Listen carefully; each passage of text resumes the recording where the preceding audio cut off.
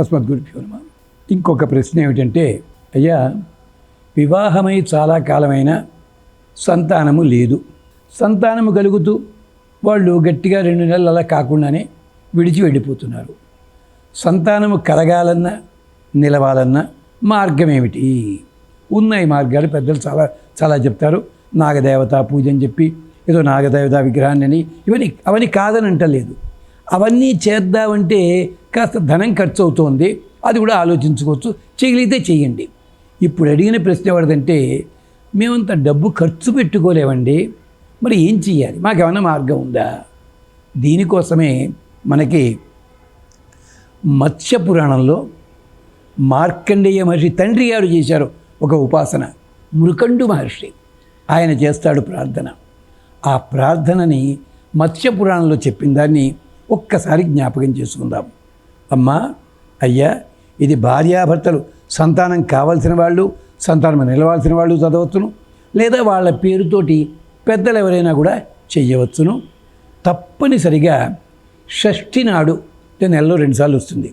అలాంటివి 7 షష్ఠి తిథుల లోపల దగ్గరగా ఉన్న నాగదేవత ఆలయానికి వెళ్ళి అక్కడ ప్రమిదతో దీపం పెట్టి ఇంత చలివిడి, గుప్పెడు చలివిడి అక్కడ నివేదన చేసి 3 సార్లు పసుపు, 3 సార్లు కుంకుమ వేయండి. కుంకుమ బొట్టు తెచ్చుకోండి, పసుపు అని. అలాగే ఈ చలిమిడి సగం ఇంటికి తెచ్చుకొని ప్రసాదంగా తీసుకోండి.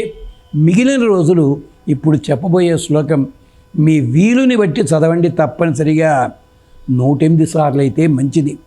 నిద్రించే ముందు కాళ్ళు చేతులు కడుక్కుని 3 సార్లు మనస్సులో అనుకోండి, పైకి చదివినా పర్వాలేదు. ఉదయం పూట మాత్రం నైవేద్యము ఏమిటది? చలిమిడి కానీ, చిమ్మిడి కానీ, అరటిపళ్ళు కానీ. ఈ 3 కూడా పెద్ద ఖర్చు అయినవి కావు, గమనించండి, శ్రద్ధగా చేయండి. ఖచ్చితంగా మీకు కావలసిన ఫలితం దక్కుతుంది. వేదాంత వేద్యం పురుషం పురాణం. మీరు గమనించుంటారు, ఎక్కడా ఉత్తక్షరాలు సమాసాలు ఉన్నవి చెప్పుకోవటం లేదు. అందరూ చదువుకునేందుకు వీలుగా వేదాంత వేద్యం పురుషం పురాణం హిరణ్య గర్భం జగత్స్వరూపం. ఓ స్వామి, మాకు రక్షణ కలిగించు. అనూపమం భక్తి జనానుకంపినం. మమ్మల్ని అందరినీ కూడా అనుగ్రహించేవాడివి. భజామి సర్వేశ్వరం. సర్వేశ్వరం ఈడ్యం, ఆ భగవంతుణ్ణి ఆద్యం ఈడ్యం అన్నట్టు సరదా ప్రశ్న. కుమారస్వామిని నాగదేవతగా ఎందుకు పూజిస్తారండి? ఎలా ఉంది? ఇది వేదంలో ఉంది. దేవత అందరినీ సృష్టించే ముందుట పెద్ద యజ్ఞం చేశాట. సృష్టితే ఎవడు పెరగటం లేట. అప్పుడు అన్నట్ట సర్పాన సృజత. అప్పుడు బ్రహ్మదేవుడు సర్పాన్ని సృష్టించట. అప్పుడు వృద్ధి పెరుగుతుంట. అందుకని మొట్టమొదటిగా సృష్టిలో భాగము సర్పము గనక సర్పాన్ని ఇలా చెప్పడం. తర్వాత మనకి స్కాంద పురాణంలో వివరాలు చెప్పారు. అందుకని ఆద్యం ఈడ్యం. అలాంటి స్వామికి మేము నమస్కరిస్తున్నాము అంటూ శ్రద్ధగా చేయండి. సంతానము కలిగిన తర్వాత వాళ్ళకి బారసాలో ఇలాంటిది ఏదో అయిన తర్వాత ఒక్కసారి దగ్గరగా ఉన్న దేవాలయానికి వెళ్ళి అక్కడ కళ్యాణం లాంటివి చేయించుకోండి, క్షేమం కలుగుతుంది. వేదాంత వేద్యం పురుషం పురాణం హిరణ్య గర్భం జగత్స్వరూపం. అంతేకాదు అనూపమం భక్త జనానుకంపినం భజామి సర్వేశ్వరం ఆద్యం ఈడ్యం.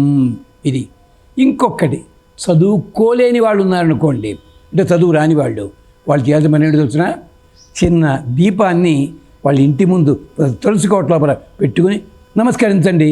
ఈ భావాన్ని మనసులో పెట్టుకోండి. అగ్నిదేవుడికి అలాగే మన సుబ్రహ్మణ్య స్వామికి దగ్గర సంబంధం ఉంది, ఫలితం జరుగుతుంది. గమనించండి. అయితే ఒక సందేహం అడుగుతారు, ఏమంటే దీపం పెట్టడానికిను ఆయన మహానుభావుడిని పూజించడానికిను సంతానానికి సందర్భం ఏమిటండి? గుర్తుపెట్టుకోండి, కార్తికేయుణ్ణి పెంచింది ఎవరండి? అగ్నిదేవుని భార్యలు కృత్తికలు. అసలు కార్తికేయుని జన్మ ఎలా జరిగింది? అగ్ని ద్వారా జరిగింది. గమనించండి. అందుకనే మన కార్తీక మాసంలో కానీ ప్రత్యేకించి పూజలు చేస్తుంటారే. కార్తీక మాసంలో దీపాలు వెలిగించడం అంటే ఇంకేవో మాట్లాడుతుంటారు. మనం ఇలాంటి రహస్యాలన్నీ ఉన్నాయి. ఈ రహస్యాలకు సంబంధించి ఋగ్వేద, యజుర్వేద, సామవేద, అధర్వవేదాల్లో 10 కొద్దీ మంత్రాలు ఉన్నాయి.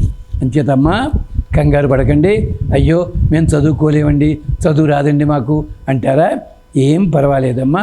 ఇంకొక చిన్న రహస్యం చెప్పాలి. పల్లెటూళ్ళలో మంత్రస్థానాలు ఉండేవారు.